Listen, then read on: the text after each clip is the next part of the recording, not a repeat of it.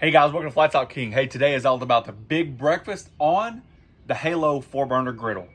So I think we got all the necessary components to try to tame the beast. Looking forward to it. A lot of different options this griddle gives you. We're gonna go over those. So basically the idea of this video, we're gonna cook on it. And then at the end of the cook, I'll talk a little bit more about my experience with it, the zone cooking that it needs, and a little bit more attention to detail for this griddle than most griddles. But other than that, let me show you what we're doing.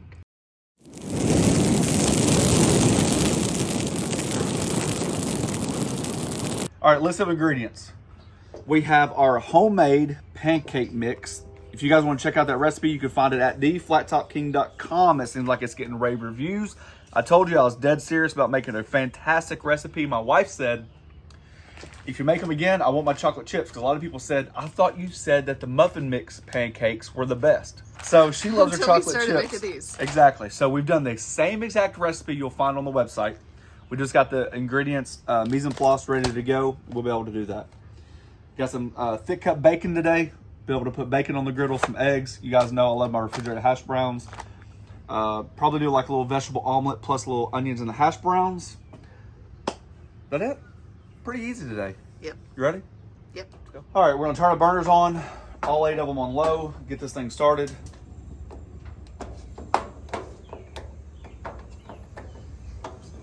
And then in my other video, I completely forgot all about it. It's my mistake. I typically try to do it, and I, for some reason, just didn't even think about it.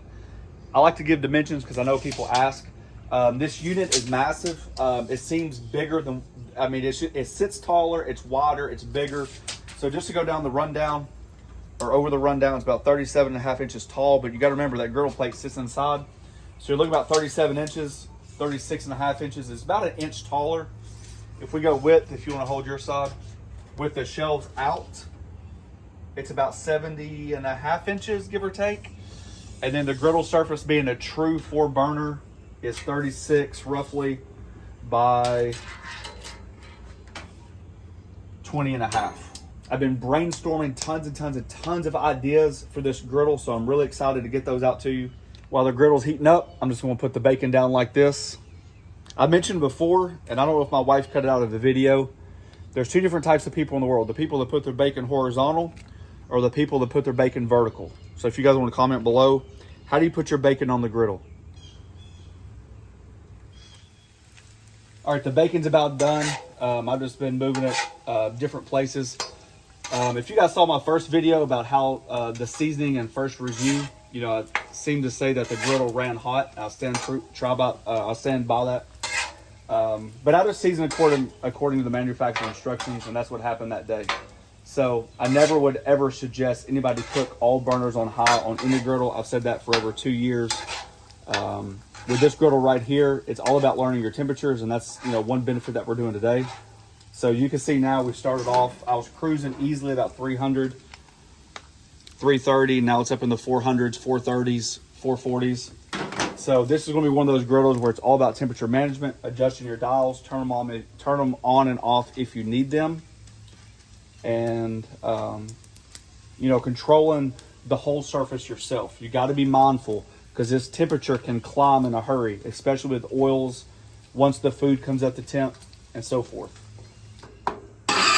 So right now I'm just turning my middle burners off, because once again, like I said, we're climbing in temp. It's going to be extremely too hot to do anything with right now.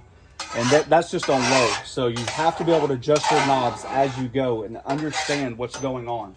So throw some onions down on my hash browns. I've just used that leftover bacon grease right there on the griddle.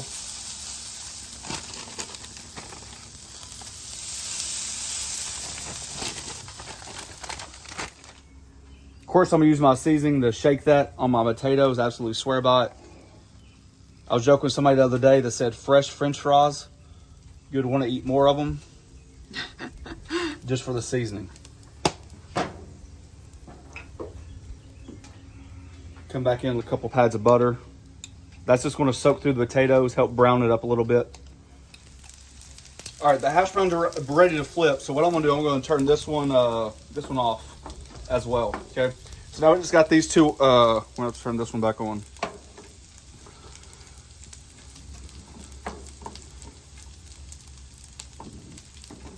Okay, so we have these two on low. And the reason why I'm doing that, we need to start cooling our griddle down, right? The biggest thing about food is time management. Well, if we're going to be running pancakes and hash browns at the same time, you don't want your griddle at 425. Let's see what we got here. 311, 400, right? So and that's because this third one was off and that one was on. Right. So it's a balancing act. You know, you try to bleed your zones together. So we're get cleaned up a little bit and get ready for the pancakes. All right, I'll just turn this one on for a second. The point is in our recipe, we mentioned that 375 is a great number for your pancakes. So we're getting close, okay? So you can tell that your hot spot's going to be up higher. And down here, we're working to build that temp up, and it's getting very close, okay? So what we're going to do is go and shut this one. If that one's on, all that pressure is going to bleed over. I'm going to go to low, turn that one off for now. I tell you to let your pancake mix sit for about 5 minutes, so that'll give you a great idea to finish those, or a great time frame to finish those hash browns.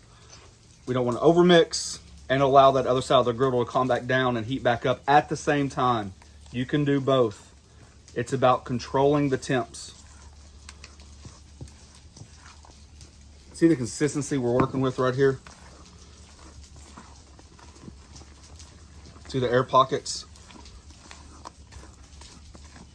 The Light consistency. and fluffy pancakes. When you pull it, it pulls away from the bowl. That's good right there.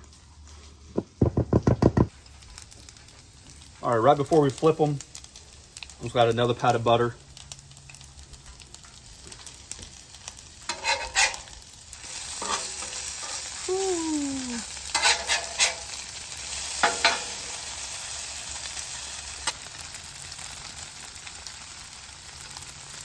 All right, now that the griddle's cooled down a little bit, adjusted the temperature zones, come back in here with some pancake mix. So the left side of the griddle is hitting about 425 right now. By the right side is hitting about 375, working its way down.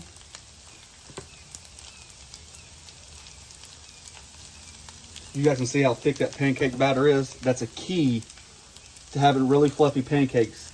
That heat is allowed to steam inside of it and sets those edges, so it's just like a biscuit. You know, they always say don't twist your biscuits when you're cutting them.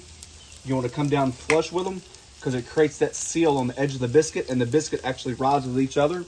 Oh, Same thing with pancakes. When you're cutting them with the Same thing with cutter. pancakes. You need that steam on the bottom, that heat, to be able to start producing that steam right away.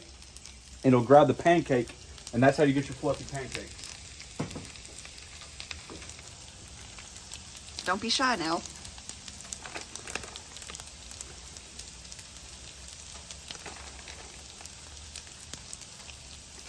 It's like dessert.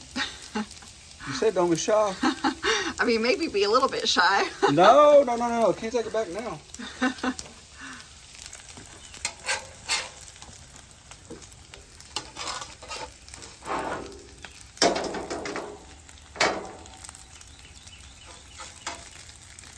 Using that right there as my advantage. I'm able to keep, I got some bacon stuck in my throat. Snacking bacon. All right. We'll use that shelf to our advantage. You can see we're keeping the bacon warm. We need to find a narrow style sheet tray or something similar.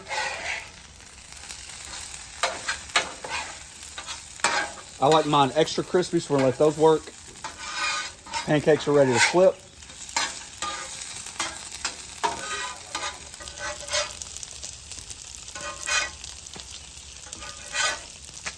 God, those look incredible, honey. You guys can see how even we're cooking?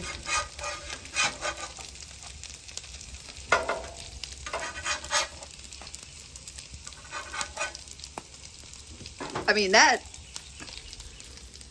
Now this is what happens when you learn to use your griddle, right? I've preached for years, and I will harp on this at the end of the video, about understanding your griddle, right? It just takes time. It's not the first cook. There's so much information out there.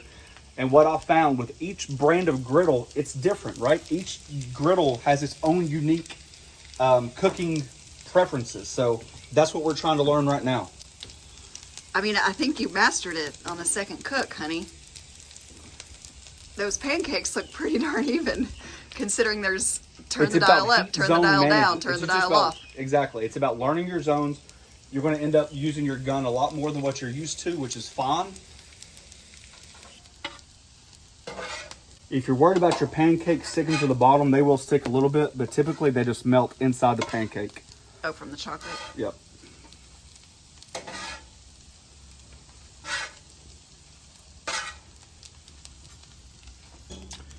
All right, you can see now we're about to flip the pancakes. I like my hash browns extra crispy. That's why I mix them together. Right now, our whole griddle's off, okay? We're just going to shoot the gun really quick. You guys can see 350, 375, 400, 435. So what we're going to do now is just allow this griddle to breathe, to cool down a little bit. We don't want to put eggs down at 400. We say our target temperature is around 300 to 325.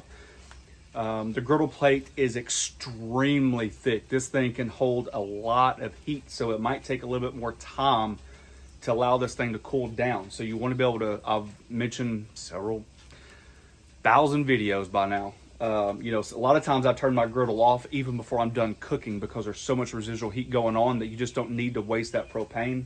So this is one of them. While that griddle's calming down, just go ahead and put your vegetables on there.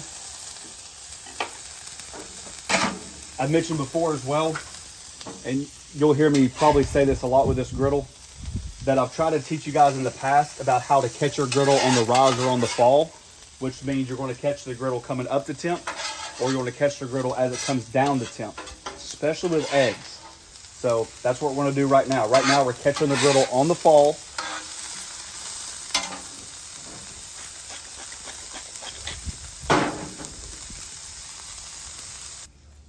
All right, first down is a cheese omelet. You guys see how soft our butter's reacting? I tell you all the time, butter's a great indicator of how hot your griddle is, okay? If it burns, it's too hot. That's extremely soft. If I get those 2 onions in there, I won't have a happy daughter. All right, so we're just doing a simple cheese omelet. You guys see nice and easy how the griddle's responding right now.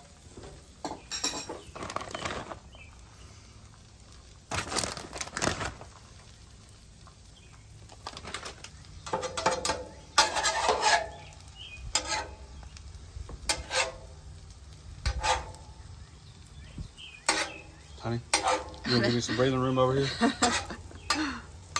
All right. Let that omelet. Now they got it rolled up, or let that omelet finish. Omelette or omelette? One of the two. Now that the omelet is rolled up, we'll just let it finish cooking. A little bit more butter.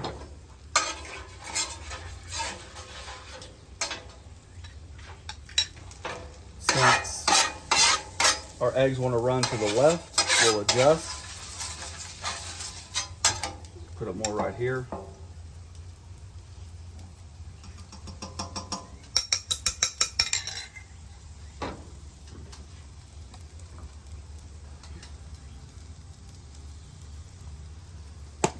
Mine? This is. Okay. Do a little extra cheese.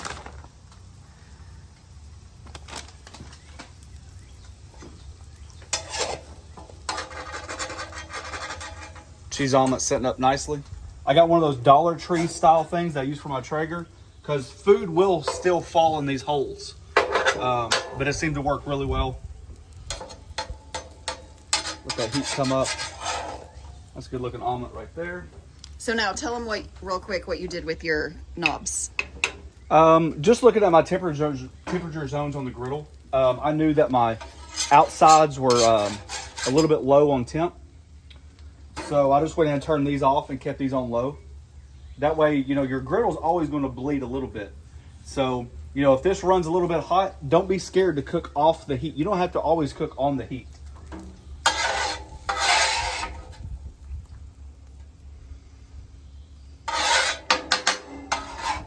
Fold, fold, and fold. Getting my veggies for the day. Woo! There we go. Then for me, everybody knows I like my over mediums.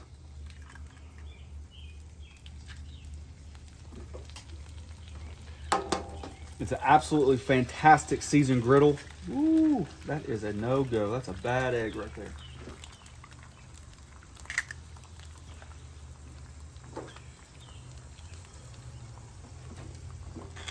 Salt and pepper on my eggs.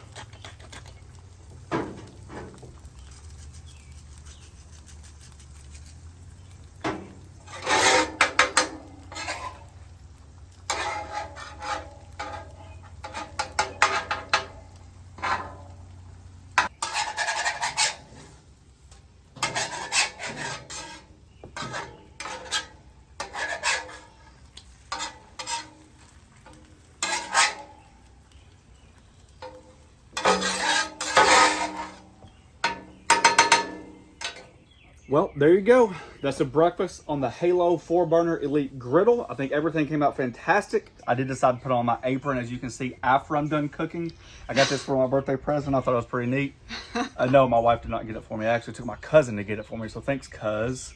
Anyways, look, the hats are back in stock too. So she mentioned this color, and also our other color of hats are available as well. Along with t-shirts are now available at our website, and we have up the game. They're not available yet because we're working on the designs, but we are releasing 3 new designs very soon for our t-shirts that are absolutely going to blow your mind. I can promise you. Back to what we came here for. All right. Hash browns crispy, yes. Eggs brown, no. Crispy bacon, yes. Fluffy, tan, beautiful looking pancakes, yes. It's all achievable on this griddle. There's no reason why it should not be. A couple things to note. Like I said, I wanted to cook on it first before I had my... Your head just must be crooked. I think a lot of people out there are laughing right now, knowing no wonder he can't speak. His head's not straight. His words aren't straight. All right, about the griddle. I wanted to be able to cook this before I spoke about my experience with the Halo. Like all griddles, I think it has its pros and cons, okay?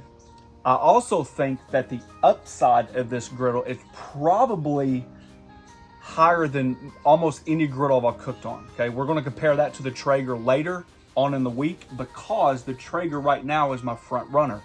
I'm open and honest to say about it. People ask me all the time. There's no reason to hide about it. I love it. Are there things about it that I wish I could change? Absolutely. I think this griddle has way more upside than risk, okay? You're going to take a risk on it because you might not like it. There's other people out there that are going to praise it. It truly comes down to your personal preference, pros and cons, and we preach that every single time.